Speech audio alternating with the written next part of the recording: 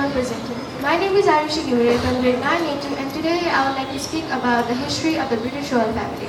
The history of the British monarchy dates back over 1,000 years. In 1066, William the Conqueror became the first king of England after the battles with Hastings, beginning a new chapter for Britain's history.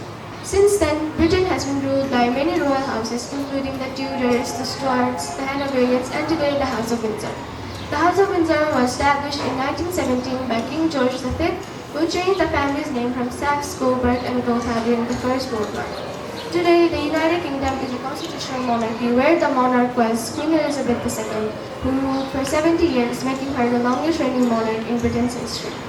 Following her death in 2022, her eldest son Charles, the Prince of Wales, became King Charles III, who continues to carry out royal duties and charitable causes. Today, the British royal family remains a symbol of tradition and national unity. Its long history reflects the development of the United Kingdom and it continues to capture the interests of people all around the world. Thank you and have a wonderful day.